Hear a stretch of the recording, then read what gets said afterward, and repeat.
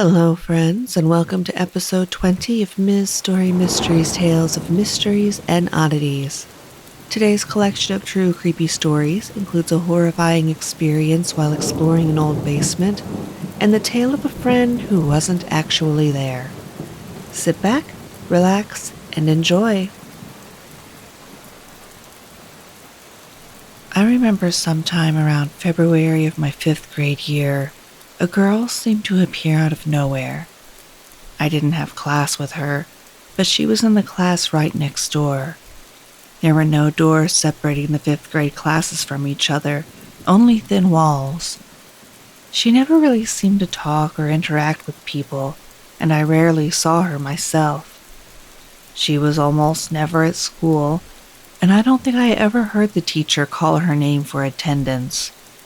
She always sat alone at lunch, and the few times she ever sat with other people, usually my friend group, she wouldn't really talk to any of them. The only time she ever talked to me was when the other people around us were busy with something else or looking away. I slowly got to know her bit by bit. Her name was Molly, and she had a few brothers. She had brown hair that was always in a perfectly straight bob cut, and she only ever wore 5 shirts. The only one I can really remember was a light purple t-shirt with some white details and a cat on the front. She had a few freckles, and her eyes were a pretty brown. She was very shy and wouldn't really say much other than short sentences. Molly loved walking around the outskirts of the playground at recess, but after the whistle blew and we had to go in, she never seemed to line up with the rest of us. Around the time my birthday was coming up and I was handing out invitations, I really wanted to invite her to get to know her more because she seemed like a nice girl. I saw her when we were outside taking a short break from class when I began talking to her about it. I told her it would be a pool party at the rec center in the next town over because it had a better pool. She told me she would try to make it, but only if her dad would let her. She never gave me her dad's number, so I could give it to my mom, yet she told me her dad would call my mom if she could make it. Around this time, some of my friends were approaching me and she noticed this. She seemed a bit frantic and told me to give her my hand. She pulled the plastic heart ring she was wearing and placed it in my hand, saying, "If I can't make it to your party, this is my gift to you," before walking off. After she gave me that ring, I didn't take it off for the rest of the year. Some of my friends would ask me why I was wearing it because it was ugly. I would tell them that Molly gave it to me, but they would give me weird looks, yet they never asked any more about it. The next day, I didn't see her, but in my classroom mailbox, she left a little pink bear and a torn-up cake squishy with a note reading something along the lines of, "Happy birthday, this is the rest of my gift to you." She never made it to my party, nor did my mom ever get a call. After that, I didn't see her again until a few weeks before school ended. Our school was having us take tours of the middle schools we chose to go to. Before, I saw she was sitting alone in a section all the teachers said was empty. I asked her what school she was going to, and she simply replied with Garden of the Gods. After that, because I wanted to stay in touch with her, I asked where she lived so I could visit her sometime. She described the old abandoned house on one of the outer streets of my neighborhood that no one had lived in years. I told her that I would try and visit sometime that week with my mom to make sure it was the right house. Molly nodded, then walked off. At the end of that week, me and my mom visited the old house. Molly wasn't there. Neither was her brother or her dad. No one was in that house because, like I said, it was abandoned and never sold again. After that interaction with her, I never saw her again. Not even at the end of the year assembly we were all required to go to for bonding time. When the teachers were showing pictures of everyone who was in our current fifth grade classes, Molly was never brought up, nor did she make an appearance in the yearbook as far as I remember. After that, my mom and friends pestered me more and more about my ring until I eventually stopped wearing it. I still have it, but I repainted it after all the silver paint had come off it. I always told them it was a gift from Molly, but they had no idea who I was talking about. So I stopped bringing her up until a little bit ago with my mom. She told me she never remembered the girl I was talking about. She only remembers that I was looking for someone. I told her that was crazy because she was the one that gave me the ring and Stuffy, but nothing ever clicked. Then we talked more about the house Molly told me she lived in, and my mom told me the last owners tried to sell it as quick as possible because of the man who died there. But no one ever moved back into it. That's why the grass was never cut, and it looked like it was starting to fall apart. Eventually, we started to consider the idea that Molly was a ghost. It was just strange that I got a physical gift from her, but it wasn't impossible, especially because of other incidents with spirits we had. I still have no idea what happened to Molly or who she really was, but I do think she was simply a ghost, and that's why no one remembered her. I must have been the only one that could see her. I have met plenty of other ghosts, but she is the first and only spirit to give me a physical gift. And don't get me wrong, I normally don't mind meeting ghosts.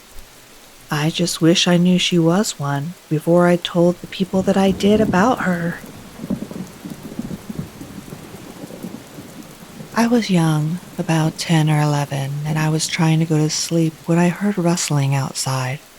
I thought it was just a possum, usually was, but then I got this strange feeling, a cross between panic and a driving urge to check outside the window.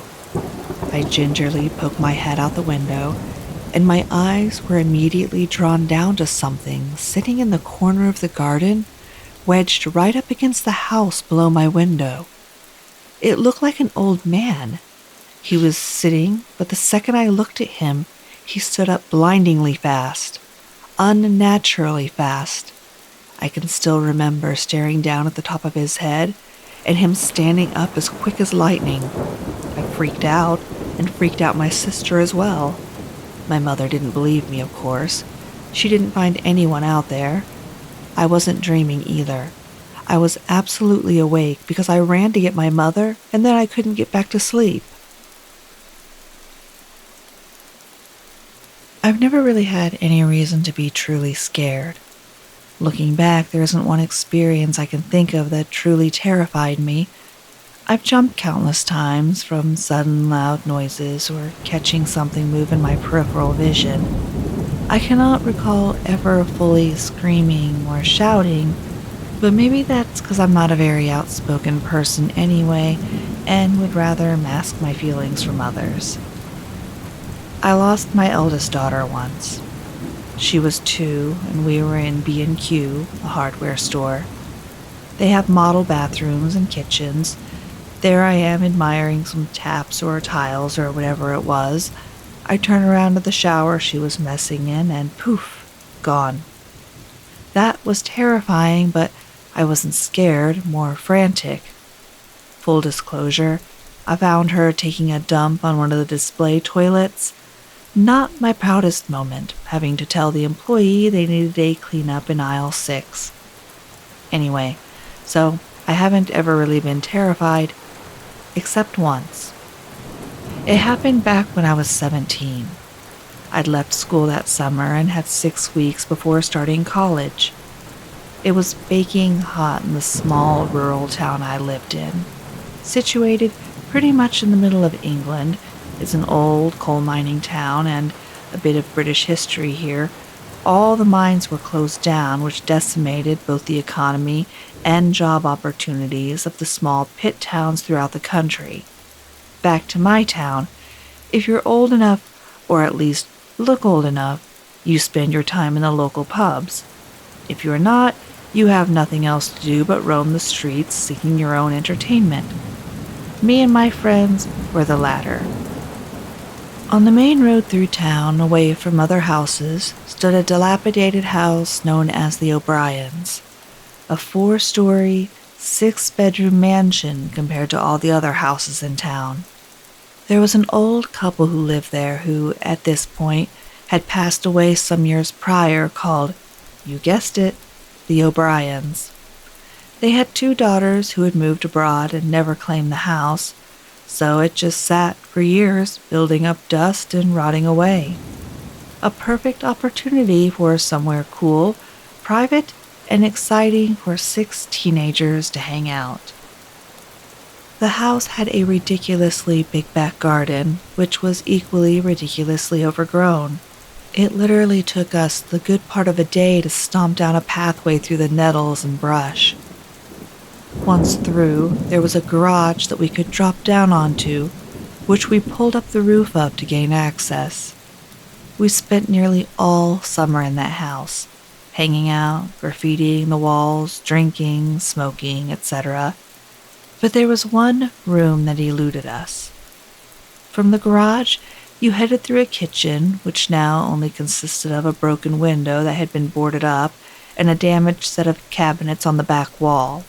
You then stepped into a hallway which looked right through to the front door, with a bathroom and 2 other large rooms on the left-hand side. On the right were the stairs to the 2nd floor. The staircase was built against a wall and had wooden planks running vertically. Directly opposite the kitchen door, built into the back of the staircase, was a large metal door that had been painted white, the paint now a sickly yellow, dusty color and flaky. This door was locked. It simply wouldn't budge. And looking at the hinges, it opened inwards. The house was big enough that we just kind of forgot about the locked door. We'd spent most days up in the 2 rooms of the 3rd floor away from the road outside to avoid any passers-by hearing us and phoning the cops. That was until one of the lads decided, for no apparent reason, to light the moth-ridden curtain on fire with a Zippo he was messing with. The curtain, dust-covered carpet, and old, crinkled wallpaper went up in seconds. We only made it out by smashing the top window and jumping onto a dirt mound at the side of the garage. I think if adrenaline hadn't been coursing through us, it would have been a hell of a painful fall. We hid in some bushes over the road and watched the fire engine put out the flames, but before that could, it had engulfed the 2nd and 3rd floor. The 2nd was still usable once we got the courage to re-enter the house, but the 3rd was gone. Just the outer walls and what was left of the roof. Shame, really. So, we were confined to the bottom floor. The garage was too dark to see in, and only had an old table we'd found that you'd normally use to put the paste on wallpaper. We used it to get in and out of the roof. The kitchen wasn't much brighter, and the front room had a big window that overlooked the footpath and road outside, so that left us a small, bleak back room to chill in, which got boring very quickly. Boredom led to curiosity, and I noticed that one of the wooden planks on the side of the stairs was loose, and that there was an open space behind it. Finally, we could see what was behind the metal door. What a mistake that was. They say curiosity killed the cat, but in this instance, it questioned my whole belief. The wooden panels were surprisingly hard to pull off, even for 6 fairly athletic teenagers. So we went out scouting and brought back a few torches and a crowbar. It was still a slog, but we finally managed to remove 2.5 of the panels. Shining the light into the hole revealed another staircase that led downwards. Yet it looked as though it was decades older than the rest of the house. Cobwebs engulfed every surface, and the stench of musk and damp attacked your nostrils if you got anywhere near the hole. After some giddy behavior, some pushing and shoving, and a game of six-man rock, paper, scissors, I grabbed a torch and slowly stuck my head through the hole. The room was darker than dark, so dark that the beam from the torch could be seen cutting through the blackness. I shone it down the staircase first. It went down deep. The hole we had made was maybe 4 or 5 steps from the door, and there were at least 25 below it. At the bottom, a wall and a doorway to the left. I swung the torch to the right, towards the metal door, not expecting to see what I saw at all. The door was definitely locked, tight, with 3 separate dead locks that ran down the side, all barred. But what caught me by surprise was on the small lip of the top step, pushed firmly against the door, was a really outdated fridge. The ones that were squared about waist high. I told the lads stood behind me and they laughed, thinking I was joking. One by one, they stuck their head in the hole, checked out the bottom of the stairs, and then the fridge. Each one was as confused as myself. I remember sitting down, smoking a cigarette, and debating how and why it would be there. The door clearly opened inwards, which meant the door must have been locked from the inside. Then somehow the fridge put up against it from the inside. We spent the rest of the day checking the garage and surrounding area of the house for a trapdoor or another entrance, exit into the cellar, but couldn't find anything. We put it down to the sheer size and state of the garden and went home.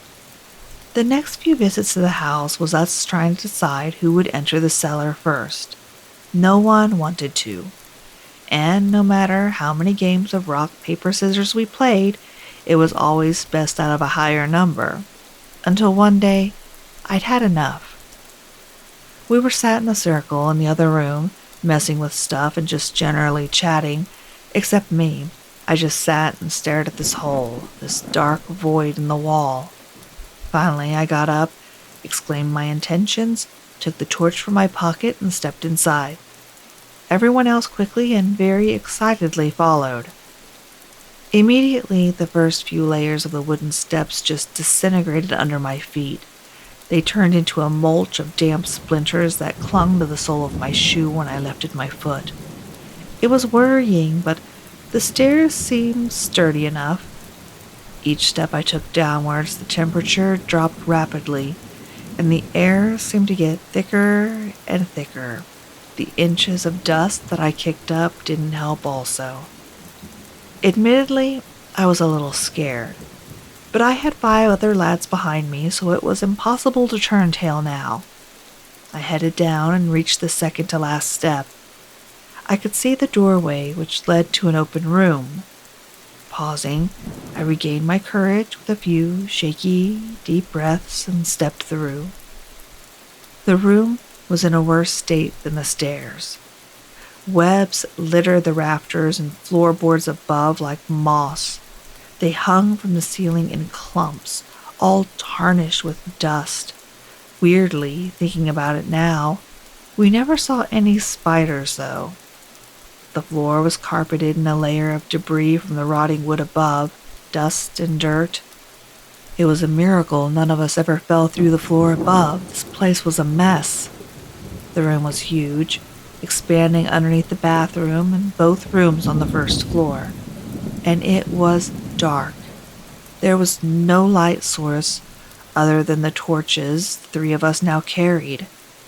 The room stood empty, except for a wooden table smack bang in the middle.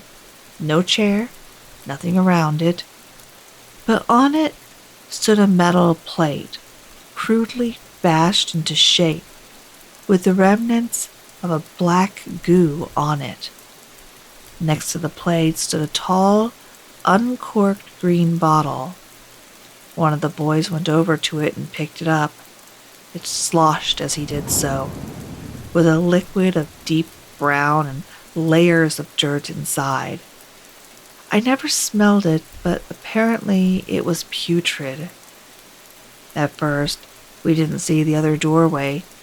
It was in the corner directly opposite the one we had entered. No door, just total darkness. We tried to shine our torches through it, but they didn't seem to cut through the shadows. It was like there was actually a door there, one that drained the torchlight. For some reason, I didn't muster the courage to go into that room, and neither did anyone else. We simply turned and left, feeling like we'd had enough adventure for the day. Over the next week or so, we invited girls and other friends to the house, but all refused to enter the basement. We found this hilarious and would dare one another, more to show off than anything, to go down there either on our own or in pairs without a flashlight and see how long we could stay down there. Now, not once did I get scared while I stood in complete darkness down there. It was kind of calming, but none of us ever got the courage to enter the other room. In hindsight, we should have questioned more why the door was metal or why it was locked from the inside also. But full of excitement and immaturity, it never crossed our minds.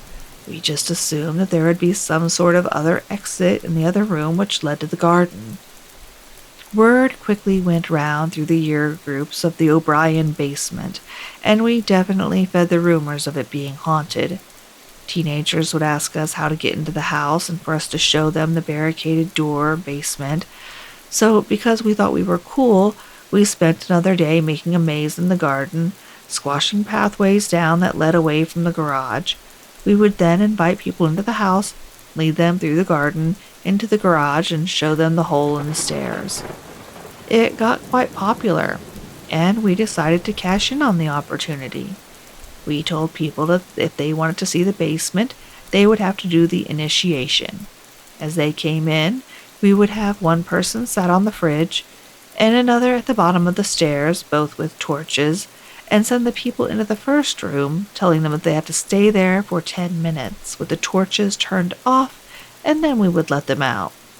This went off for a while, and it was fun at first.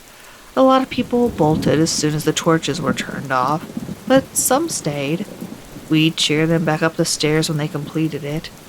It was a cheesy little ritual we created, but still, everyone refused to go into the other room. When questioned, they just said they didn't feel comfortable. Until my little brother and his friend came. They were 2 years younger than us, and initially we refused to let anyone who wasn't in our age group into the house. We were there all the time, and there were 6 of us in the friend group, so it was pretty easy to deter people away if they managed to find the entrance at the garage. But after constant pestering and the initial curiosity of others dwindling, we decided to invite them along. We made a big deal out of it, taking them to the dilapidated fence at the back of the garden, tying their jumpers around their faces as we led them blind through the maze of shrubbery and thorns to the garage. It was a decent drop from the hole in the roof, and even though my brother managed it, his friend had to be lowered down by his arms. Once inside, they were met with a stench of smoke that lingered from the floors above. We walked them through the kitchen and showed them the makeshift entrance to the basement. We told them the story of the metal door and how it didn't make sense, and gave them the option of staying in the first room in pitch black for 10 minutes, or go into the second room in pitch black for 5 minutes, an offer a lot of people initially picked until they got down the staircase. Second room, they said in unison. We all laughed, expecting them to change their minds immediately. One of the lads slipped through the hole in the wooden boards and turned right, heading up the stairs and positioning himself on the fridge. I went through next and positioned myself at the foot of the stairs.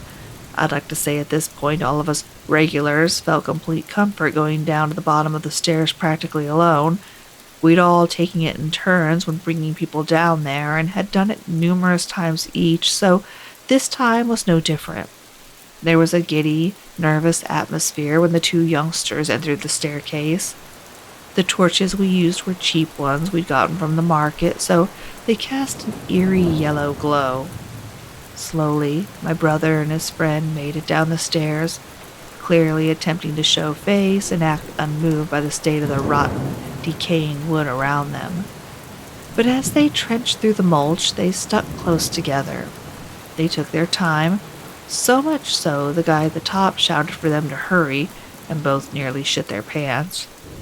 When they finally got to me, I told them that this was the first room, shining the torch around the room through the doorway, and that they were to go into the next one, aiming my beam through the darkness to the frame of the other door. The room was a decent size, and as stated, the torches were cheap, but I remember taking notice that the beam that cut through the first room never seemed to illuminate the second room at all, as if there was an object obstructing its path. My brother's friend walked into the room, and as my brother walked past me, I grabbed his shoulder and told him that he didn't have to do this, and if he did, then he could back out whenever. With a nod and a dismissive wave, he followed his friend. They crossed the room, passed the table, and disappeared through the second doorway, as if walking through a dark stage curtain. I hit the button on my Casio watch to start the countdown from 5 minutes. I then aimed the beam of my torch up the staircase. The guy sitting on the fridge smiled excitedly and looked at his watch. "I really need to pee, dude. I'll be right back," he said, jumping down and disappearing back through the gap. I stood at the bottom of those steps for what seemed like forever. I could hear the faint giggles from across the first room. They seemed muffled, as if hearing voices from behind a door. "How long left?" my brother's voice shouted. 3.5 minutes, I replied, checking my watch. Now, in the basement, despite it being obviously underground, there was never an uncomfortable temperature. It was colder than upstairs, but had no bite. There was never a chill. And while being down there a countless amount of times, not one of us had felt any sort of breeze. But, and this memory still haunts me a little, especially when there was a sudden shift in temperature, I noticed that I became very cold, to the point where I could see my breath when checking the time against the light on my watch face. The mumbles from the other room had stopped also. I tried to focus on them, see if I could hear any movement or the nervous noises they had been making before, but nothing. I remember getting freaked out. I don't know what about, but I could feel my heart beating faster. The hairs on my arms and the back of my neck stood on end. I turned on the torch and stepped into the first room. "Yo, you guys alright?" I called out. Nothing. No reply. "Oh, stop fucking about. Time's up," I called again. And again, no reply. I shone the torch through the doorway of the second room, but just like before, it was as if the beam cut through the first room and then stopped at the doorway. I crept closer, calling my brother's name, but he never replied.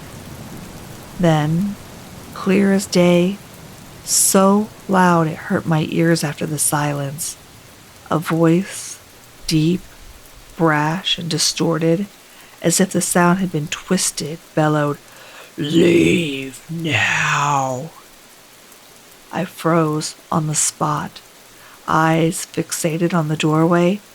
Then, emerging from the gloom, ran my brother and his friend, both as white as snow, both with tears and snot streaming down their faces. The look of pure terror on their faces is something I have never been able to get rid of. They bolted straight past me, which snapped me out of the trance, and I followed suit. Before we could reach the doorway to the stairs, the sound of crashing came from the stairwell. 4 ridiculously loud bangs and the noise of snapping wood. The fridge was embedded into the wall at the bottom of the staircase. Without stopping, we all scrambled over it. The staircase itself was a complete mess. Large splinters of wood stuck up like spikes. Luckily, and I don't know how, we managed to clamber up on our hands and feet without injury. Halfway up, I looked towards the hole in the wall, praying it would be within reaching distance.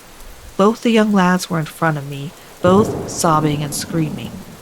Both ran straight past the hole in the wall, the metal door locked before and with no key. We looked everywhere, stood open. Light from the garage exit spilled through the kitchen and down into the basement, as if it showed us the quickest way out.